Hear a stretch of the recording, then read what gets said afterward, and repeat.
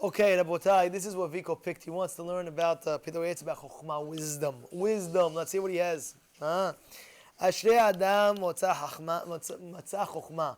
Praiseworthy. It says in Mishlei, praiseworthy is a person that found wisdom. You know, I told you a famous story about Rav Hutna.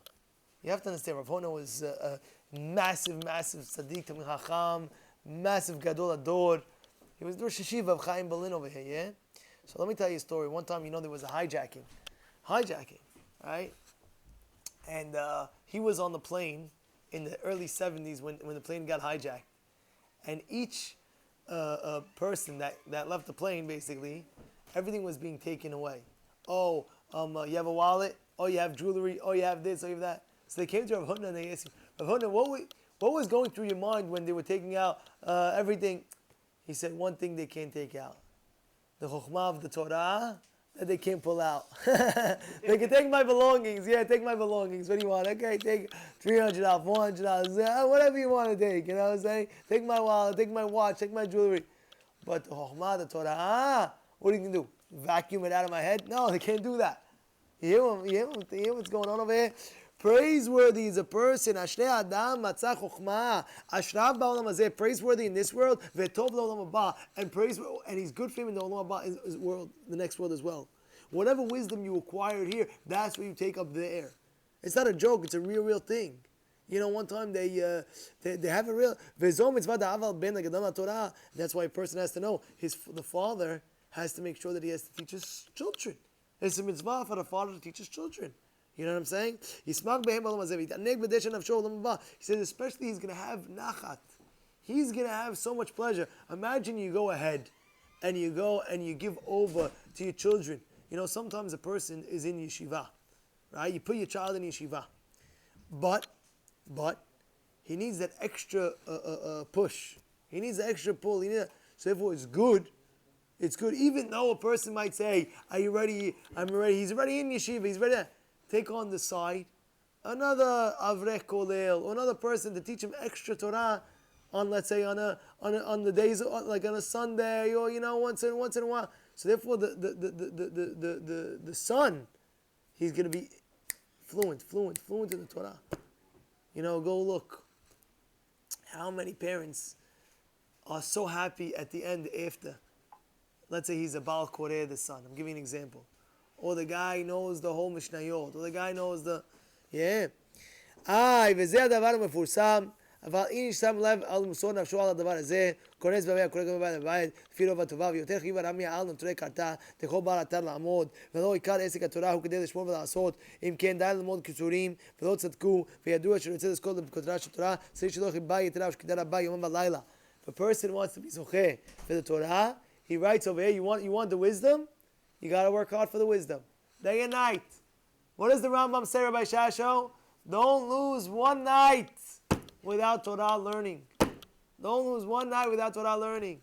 People go days and nights and weeks and months and years without learning Torah. You want to be zocher for the crown of the Torah?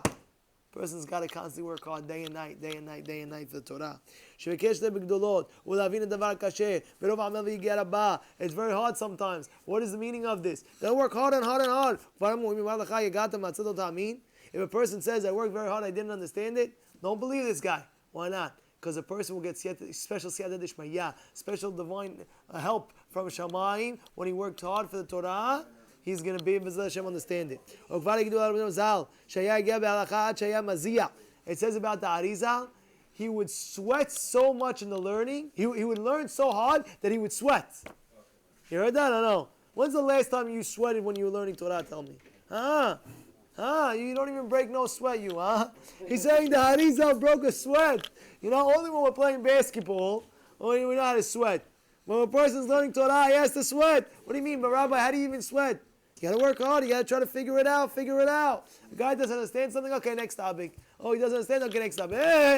Every topic, next topic. Because he's only going for the easy stuff. You got to work hard. You got to crack the nut. You ever see a pistachio nut? If it's all very, very, very, very hard, you got to crack the nut. It might be hard now, but inside is sweet. That's what the Arizal says. Rabbi Shasha, that's what the Arizal brings down. He says like, this klipa. There's klipa. You have a shell. It's a very hard shell. But you break the shell, inside is the nut. The nut is sweet. Torah is sweet. You got to break it. You got to break it. And when he didn't understand something that he said he would do vidui, and he would cry to Hashem, and he would cry tears. Tears. It says, you see how what the Arizal would do for the Torah? He would go ahead, he would cry. The more you learn harder, the more you love the Torah, the more you work harder, the more wisdom you're going to know. And the wisdom of the Torah is so great that it will make your face shine in this world and in the next world. I always tell you, I always tell you this, and I'll end up with this.